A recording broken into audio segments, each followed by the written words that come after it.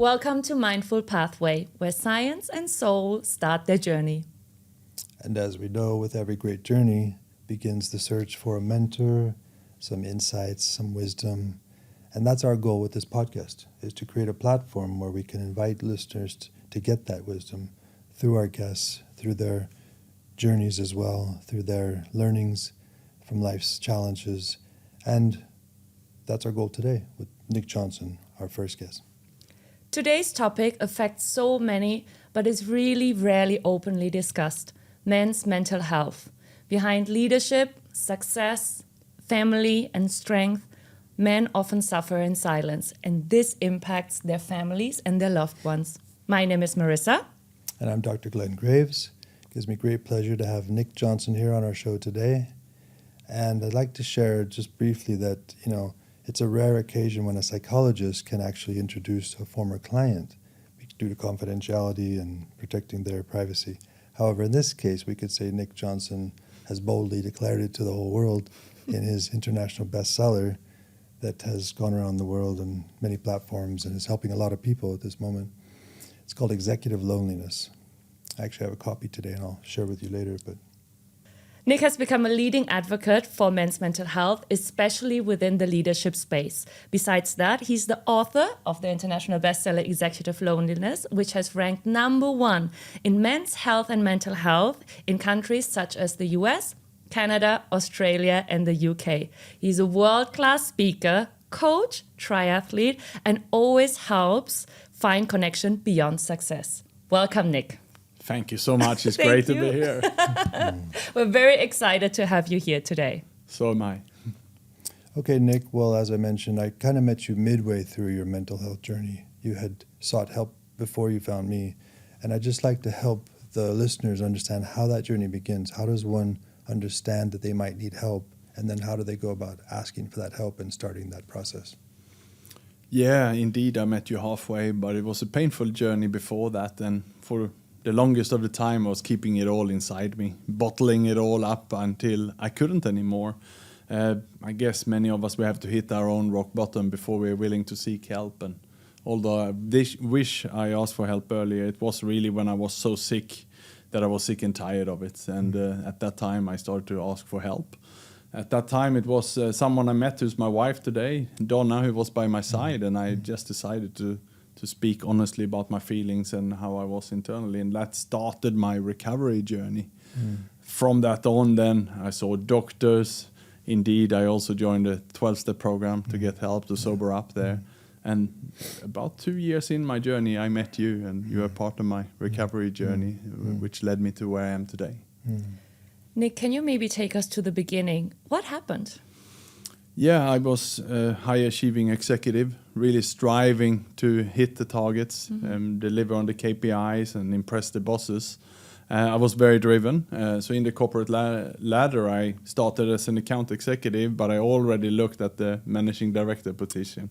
I knew and I studied how to make it happen. I've done account manager, account director, general manager, managing director, and so on, and then bigger roles, bigger budgets.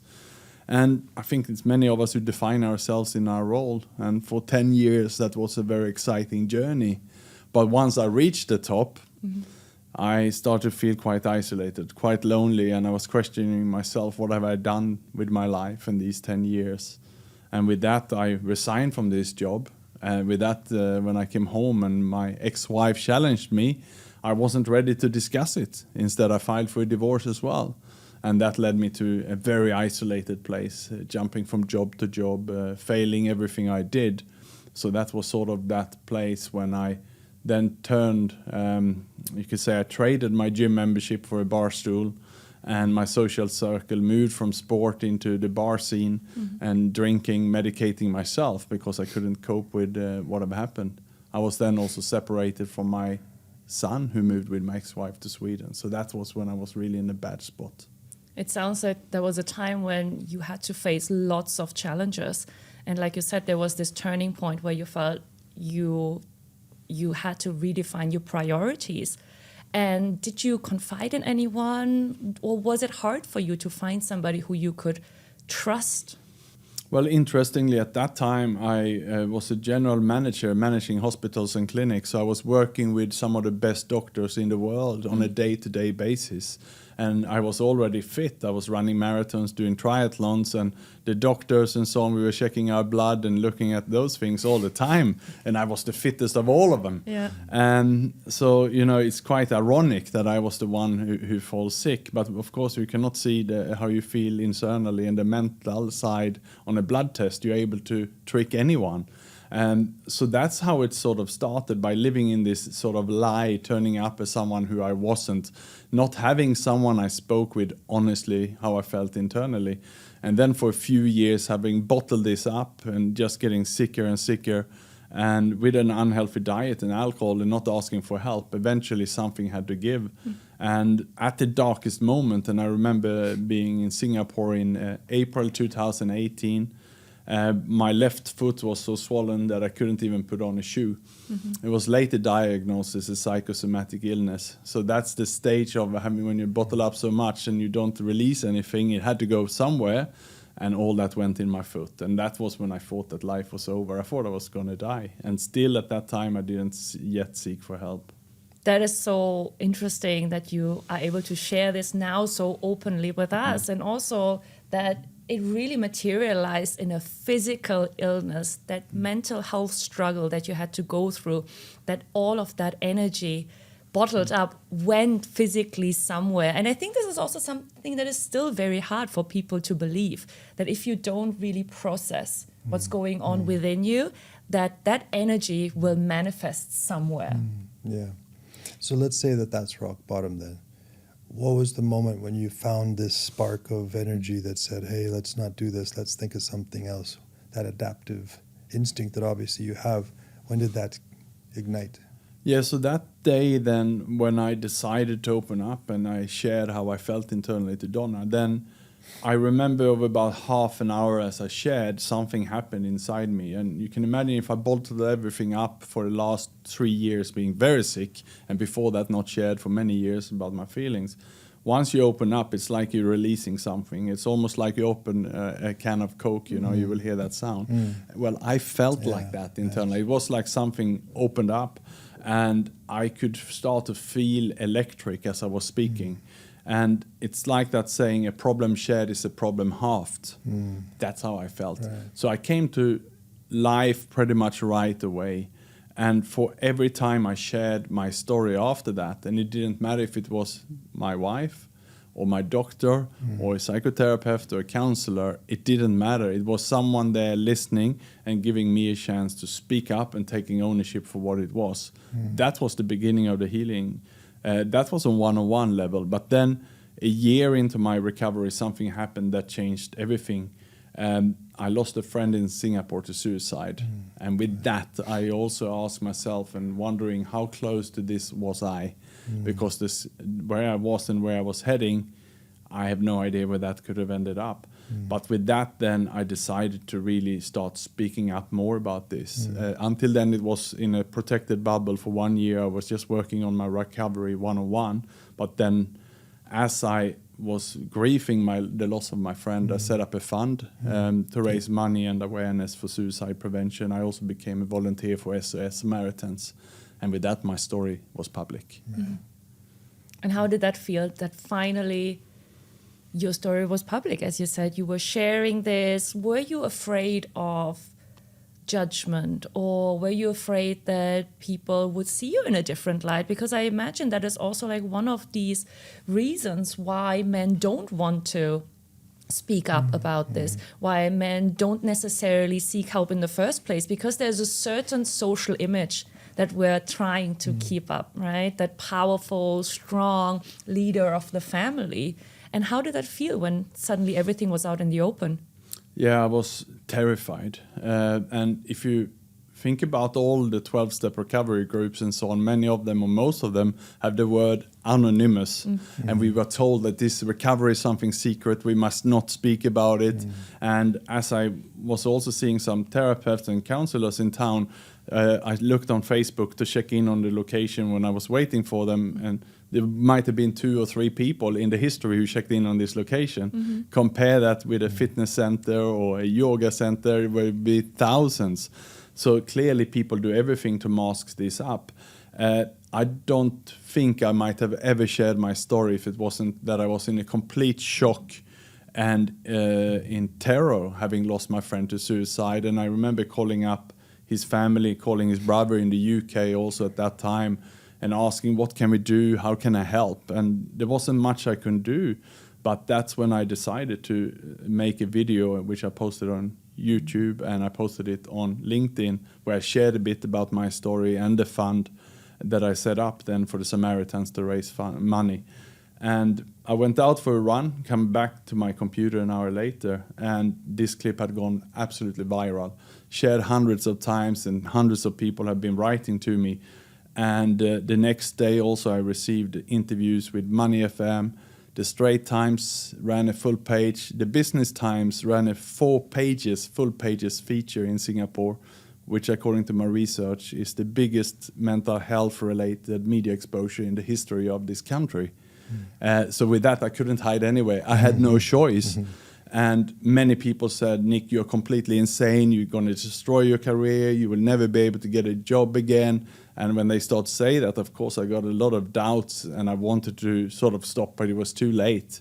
And I had something inside me driving me towards the course, though, because I almost felt I have to do this. Because the journalists even said in Singapore, we want to talk about this, but we haven't found anyone we can interview for years. Thank you for stepping forward. That's amazing. Absolutely. There's one thing I don't want to get too far away from, though, that's important about what you just shared, Nick.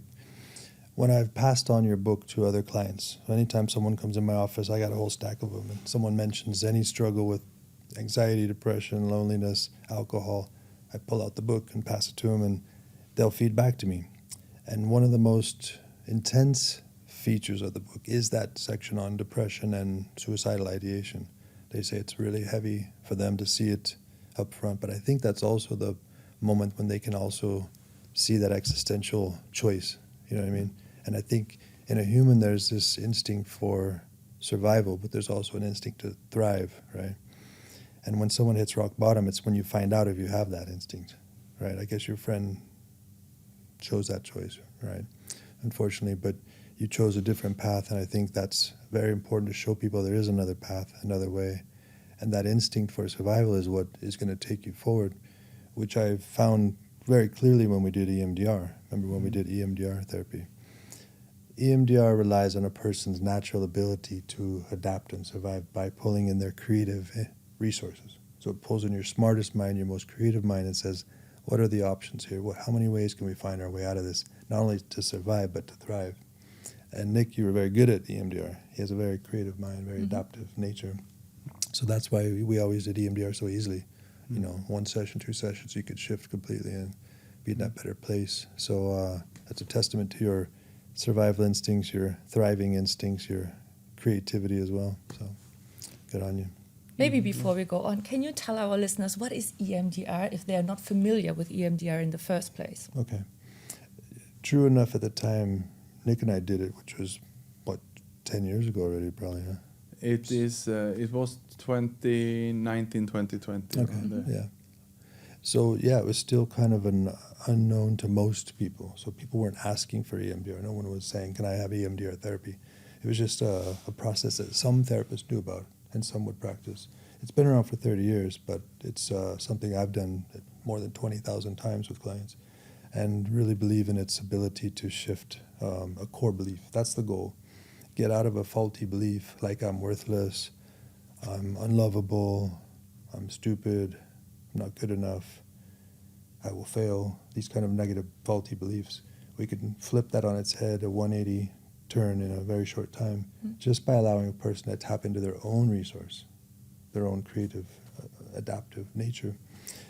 using several methods, eye movement. So the original EMDR stands for eye movement desensitization reprocessing.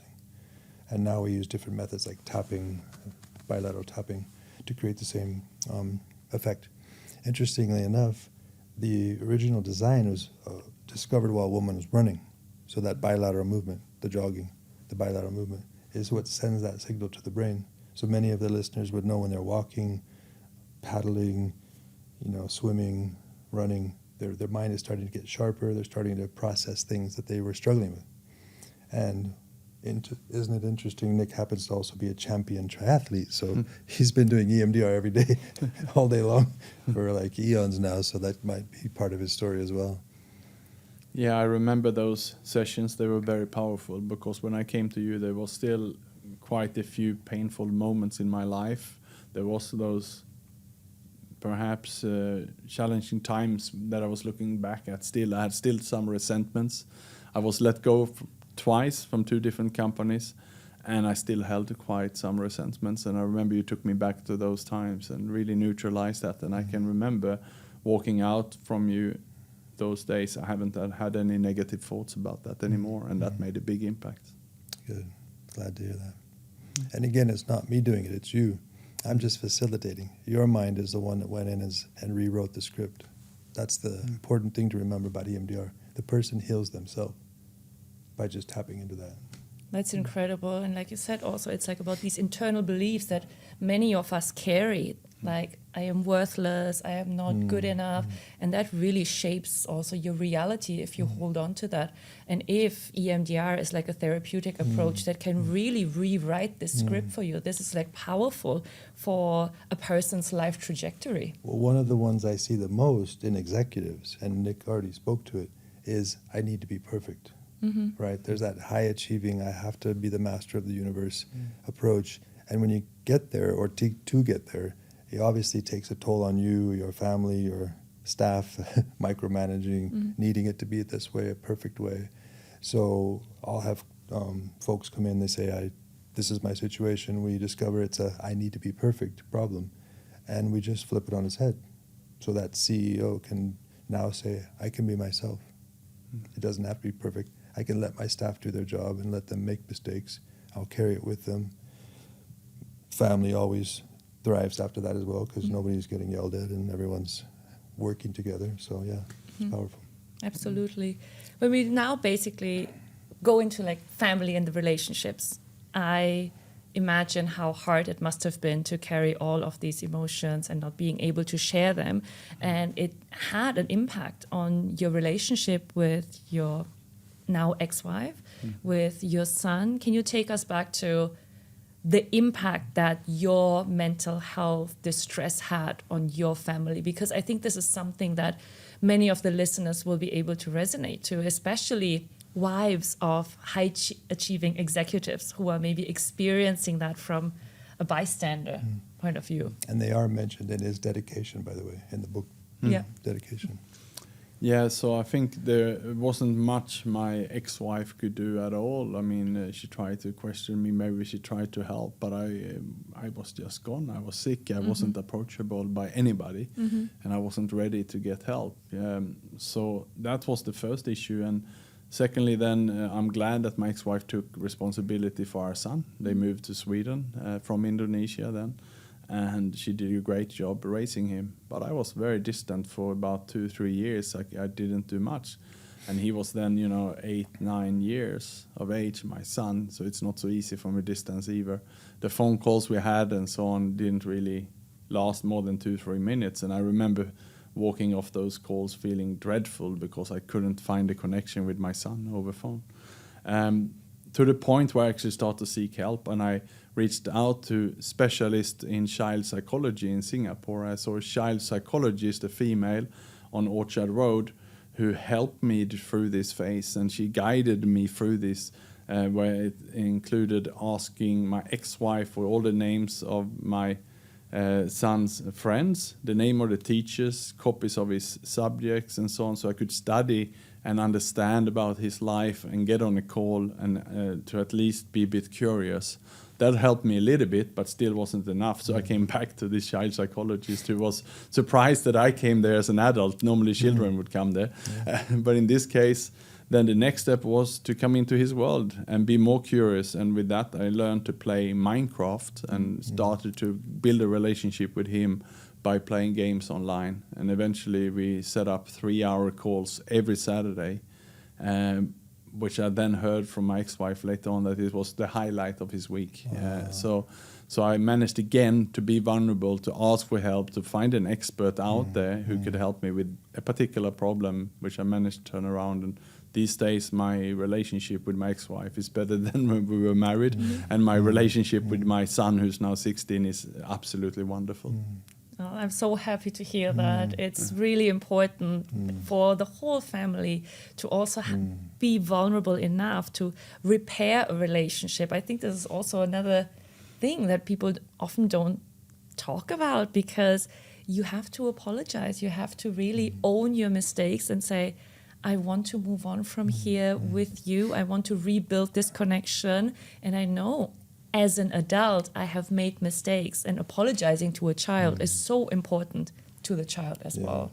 But this also raises that point we were talking about earlier of how do people find therapy in the first place if men typically aren't searching it. So our main demographic of people calling for counseling are women, adult women, often married with children. So either they're calling for their child, calling for their husband, or calling for the marriage. So basically, it's not often that men would go seeking out counseling, much less seeking a child psychologist to work on their relationship with the child. That shows his innovative, creative nature, right?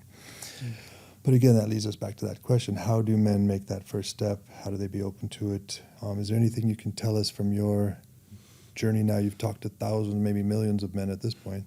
What are they needing to get out of that? Yeah, the key here is to build the relationships and the trust in seeking help in the good times. And we'll come into men's group later on, but that is certainly one aspect where I believe we need to belong to some kind of community where we practice. And I talk about the vulnerability muscle of getting used to talk about the small little problems, the small challenges we have, so that when something really bad hit us, we are ready and we share with someone then. This is really hard for most men. They are not sharing anything. They're not sharing anything with a wife. They're not talking to anyone about the challenges. And I can say also that I had the Alcoholics Anonymous hotline in Singapore from time to time. And also there it was 90% basically women calling in about the husband. And it was very few occasions that even the husband would come forward to meet up. So suffering and isolation is sadly what too many do. How would you maybe describe the first step that men can do for themselves? Picking up the phone is maybe even too hard for many. But what is it where you feel like these are like some points that men can reflect on, and these are the first internal steps that they can take to get to the vulnerable position? Yeah, and a good first step can be to work with a coach, a life coach, to work on their life. Many men have a business coach already, perhaps at the office, and they are open about the challenges they have there. Then extend to a life coach where you work on everything from your relationships in your life, your health, and fun and recreation, finances, and so on. And set some goals all around. And of course, mental health is a part of that, and to discuss those things. That is one part, and definitely also can belong to some groups, and just to share what they can, what challenges they have and work on them. So you normalize being vulnerable and open about your challenges, and just like you have goals in your work, you can have goals for your personal life as well. Well, if we think about it, most of human behavior is based on their motivation. So whatever you're motivated to do is likely going to be the result in that action. So what we could say is that in Nick's case, like when Nick and I started a support group, I think what we ran into, a lot of people making excuses. They couldn't get the time, they couldn't coordinate. So there wasn't the motivation there to really make it happen. I mean, we were showing up, it was a free group, and there was just a struggle to get it kicked off. And I think the motivation was missing.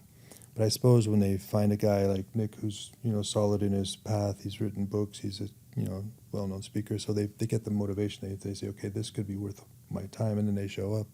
So you're running a support group as well for men, right? As I understand. Still running, and actually we're meeting tonight 8 p.m. on Zoom.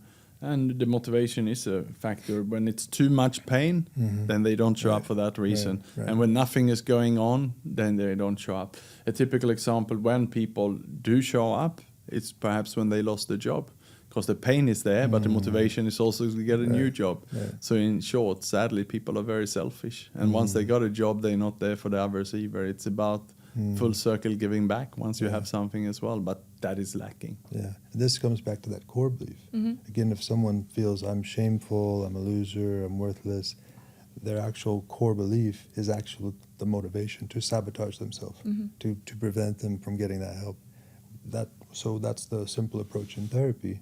If someone's coming in with an addiction issue, automatically I know there's a core belief driving that. Once we go in with that core belief and flip it to I'm lovable, I'm good and worthy as I am, I'm honorable, I'm fine as I am, then instantly they're wanting to be authentically flawed. Yeah, I'm flawed, but I'm a human and I'm proud of where I'm at on my journey, and they want to be authentic, and then they start to feel more engaged with life. So that's where the motivation can come back as well. I think one interesting point that you bring is being authentic. Would you also say, because you have lived in Asia, you are originally from Sweden, how does culture play a role in how we see men and men seeking help in general? Yeah, so culture, I would say in general, Westerners are more open than Asians. I can just speak about one recovery meeting. I volunteered this morning at 6:30 at a meeting, and it was about 10 foreigners and 2 locals. Okay. And that's normally only 1 local. Also, so it is very rare that, you say, Asians open up. They hide it even more, sadly. But fortunately, it's changing slowly. But we need more people leading the way. We need more Asians to stand up, also to share their challenges. I almost want to laugh because I had the opposite experience with a women's support group. So it was mostly expat women who were struggling with their partners who were cheating. So this was partners of sex addicts as a support group. And one woman came in who was Asian, and she just started cursing, started spouting out all the terrible things her husband done, and just kind of liberated the group. I mean, they all felt the same way. They all wanted to curse. Nobody was cursing, but this woman was saying it exactly the way she felt it, and that liberated the whole group. So I guess it's just some Asians and some Westerners who are not in the normal demographic. But it's true. I think it's for especially like Asian men, they should also champion that. But there is like so much more cultural context with keeping a good image of the family, which their culture or society often like expects them to be the strong, powerful leader of many generations. And I think that is an extra burden that many carry. What could you maybe from your personal experience in your own lives, but also by leading all of these support groups and what you've heard from other men's stories, what are some first signs or symptoms in that case where something is off? Maybe many men are just not aware of it as well. Maybe just many feel like, oh, is this how I'm supposed to feel? Is this what my life is, or is this what life is supposed to be like? So what would be like some first signs? Yeah, I think if I'm looking at my own case, I gained about 30 kilos. I stopped exercising completely. This didn't happen overnight, but over 1 or 2 years, that was the direction. So I think we can look out for, people we know, if you gain a lot of weight or lose a lot of weight or lose complete interest. I think those are some of the warning signs that we can look in for our friends. But the issue is that many people are hiding it very good. And even though I gained weight and some people question it, I was able to turn it around and joke about it and just say, I've done too many marathons already. It's time to enjoy life. And, and no one would push harder. So it's really hard to know. So that's why I come back to that. I think we need to build up these support groups in the good times. And we all need to have these conversations in the good times. So we start really discussing the small little challenges So when something happens, we naturally share it. In my men's group, something that typically men are sharing, the ones who are inside the group, is the loss of a close one. So in my men's group, in the last year alone, 3 of them have lost the mother, and they have shared this. And we write a daily gratitude list as a form of practicing our vulnerability and to see the things we are grateful for. And I have shared mine now for almost 2 years every day, as to lead by example. And as they share the gratitude list around losing of the mother, one of them, for example, shared, I made it back to my home country, being there, holding my mother's hand before she passed away, able to be there to support the sister during this difficult time, able to be supporting the aftermath of selling the house, and so many things by twisting it and looking at the positives and the good memories of this person instead of all the dark side. And one particular guy here even found so much strength in this exercise, the fact that he was so open and vulnerable with us about it, and also shared on the call about it. He was able to put down all his thoughts into a letter which he could read at the funeral, something that he said he would never have done otherwise. He never done it in his life. But just the fact that in day by day he was reflecting and sharing with a group, then being vulnerable and seeing the response he got through that gave him that strength. And it's now a few months ago, the passing, and he got so much strength through this exercise that he also can apply it to other parts of his life. But if you don't have those groups, then naturally he said if he had not joined this group, he would have kept it just secret. No one would have known that even his mother would have passed, and he would just grind it through it in silence. You have often spoken about the importance of belonging. We all want to belong to a family, to a community. It's a eternal human need that we have. And most often these men struggle in silence or don't have close friends that they're able to be vulnerable about. And I think you mentioned once that, you just mentioned that some people would maybe say, oh, you have gained weight, but nobody was pushing harder. Do you now look back and wish somebody pushed harder? I don't think I was ready. Somehow it seems like we have to, hit our own rock bottom. I think I needed to really burn myself in order to be ready. But I hope that some other people don't go that far because it's too painful. And sometimes some people don't get away with it, being alive even. That's the challenge as a therapist working with addiction, is when someone comes in, we have to sense what they need. And if we come in too strong, they'll run out of the session and never come back. You know what I mean? I don't mean literally run out, but they won't come back. And then some will be almost feeling too nurtured and too kind of cared for so that they don't actually take it serious. They're like, oh, they're going to take care of it for me. So it's very important for the therapist to know that nuance of that person and their journey and where they're at. Because you're right, nobody will change because you told them to, especially if it's someone in an abusive relationship. You can't tell them they're in an abusive relationship. They have to have enough is enough. They have to hit that wall.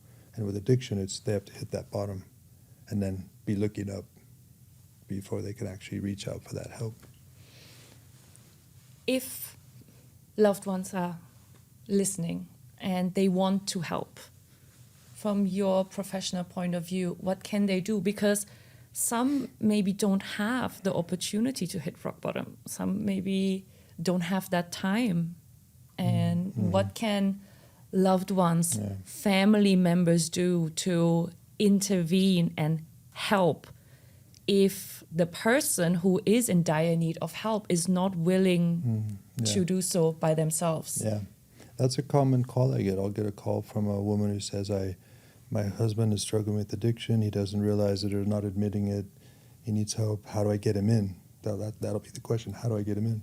And I'll just describe different possibilities, usually about, first of all, not enabling. So how important it is to put a boundary that you are going to uphold. When they see the actual boundary is going to be upheld, they'll often take some action.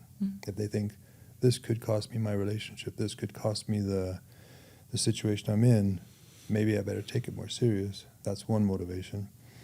Another is a kind of a gentle, safe way. Just say, look, I'm happy to get on a phone call for 10, 15 minutes. I just have a chat if he's willing, just to kind of get a sense of what it's like to talk to a therapist.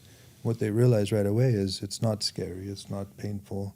In fact, I often joke with the women who call me, I say, look, even if he tells you that he's smarter than a therapist and nobody can help him, he'll find out when he comes in that it's going to be really enjoyable. He'll most likely get more enthusiastic than you ever expected him to be, because men really do enjoy therapy once they're in it and they realize that this isn't pulling teeth. This is just talking with someone who might care about me and have something to share, some wisdom to pass on.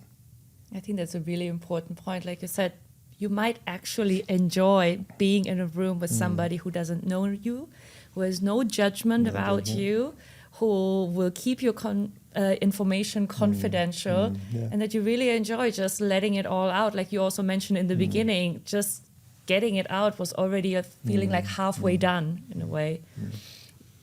But also one thing that you've mentioned a couple of times is the important role of fitness.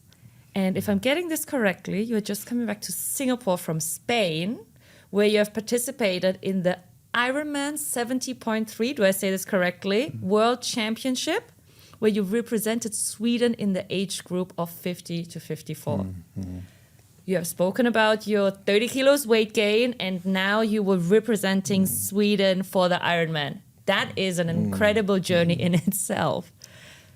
How important was it to get physically active in your journey? Yeah, it played a huge role. But I basically applied the same thinking as I did for my alcohol problem. Take ownership and ask for help. Then I did that for my marriage. I did that later on also for my son, that relationship. So then I was thinking, what other things are important in my life? Well, triathlon was one of them. But I wasn't very good before. I was struggling, it was difficult and so on. So I thought, well, why don't I surrender this one as well and join sports clubs, associations, and get some coaching. So I reached out to one of the best coaches in the world, someone who's been 8 times in the top 10 in the world in the sport of Ironman, and he mainly just coached professionals. But then I asked him if he would coach someone like me, and he said yes. So I followed for a few years basically the same training plan as he would give to professionals. And I even got so inspired with it that I moved and now live inside the training camp. It's in Phuket, Thailand. So I bought an apartment in the training camp. So where people come and train for a week or 2 weeks, they come from all around the world. That's my home base. That's where you live now. That's where I live. So that's part of it. But I would say the physical fitness is just one angle to it. The social aspect is also important. And of course, I'm a Swedish introvert. So in Sweden, we are quite socially distant and we don't really talk much. And we definitely didn't talk about feelings in my family. And then being a comfortable introvert in that aspect and loving to work and so on, I could easily isolate myself and just work all the time. But now making a home base where I also have people all the time, it's always 50 to 100 athletes every day. So I can join sessions and socialize. So I get my social health also through that. So that's why I really, really enjoy it. And that was also a big part of my recovery. When I based myself in Singapore, through the recovery groups, I set up cycling groups and so on. And we actually met at 4:15 a.m. in the morning, and we would cycle for 1.5 hours chatting, and then we'd go to a recovery meeting. And I did that over 1,000 times in Singapore. Wow. So that really worked for me to look after myself, both physically and socially. I think that's important to really approach yourself holistically.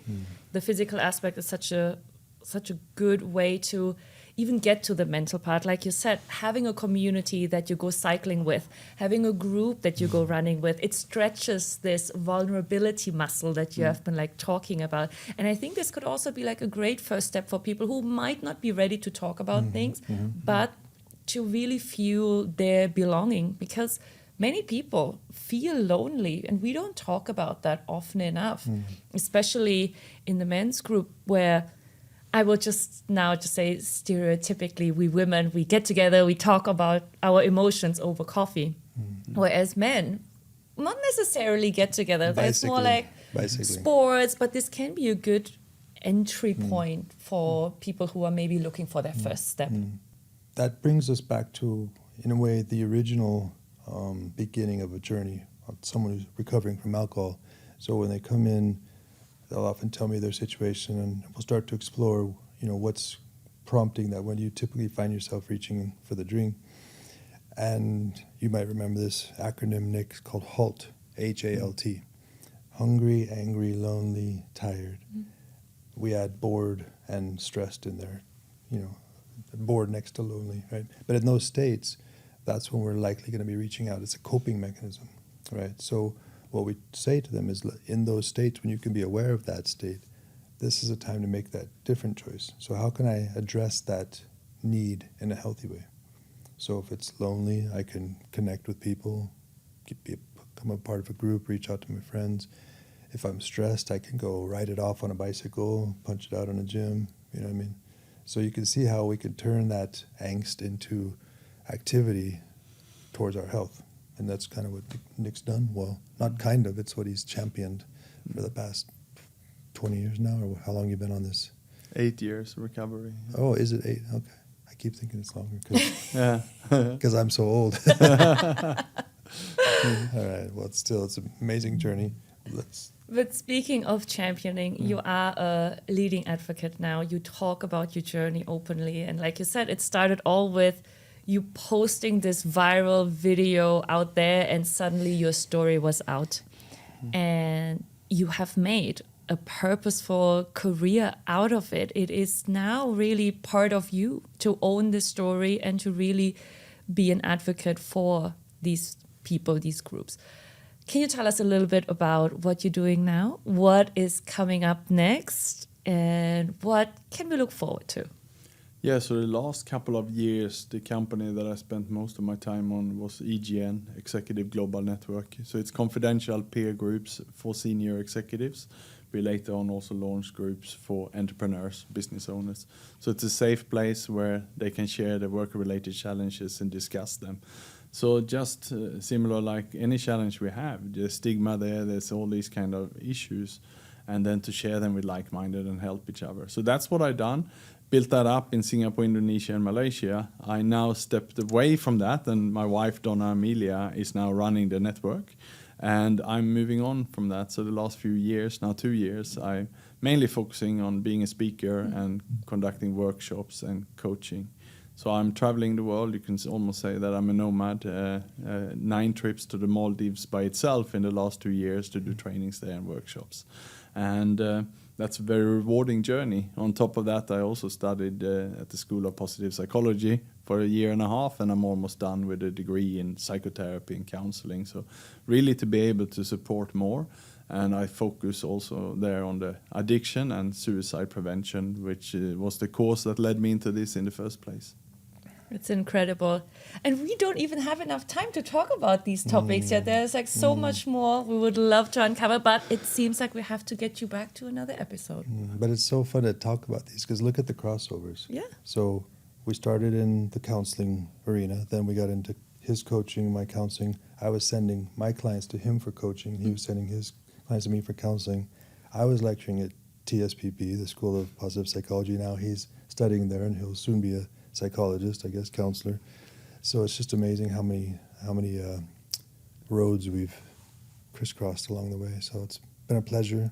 Conclusion. Some last words of wisdom that you can impart on our listeners. Yeah, sure. First of all, thank you for inviting me. And the journey has been indeed a full circle. And I really enjoyed our retreat. We also had a retreat in Sentosa 1 weekend, the couples retreat, right? Well, it was a workshop called Mindful Quest, where people understand the mythology they inherited and why they're playing out these certain roles, which could be the provider role, the maternal mother figure.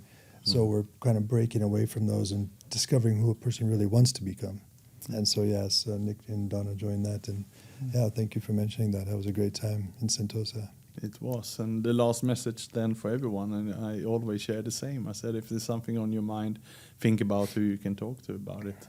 It can be your husband, your wife, or it can be someone you just trust. It's just about releasing and taking that first step. And there's so many anonymous ways you can do that. It's also all these support groups, 12-step programs.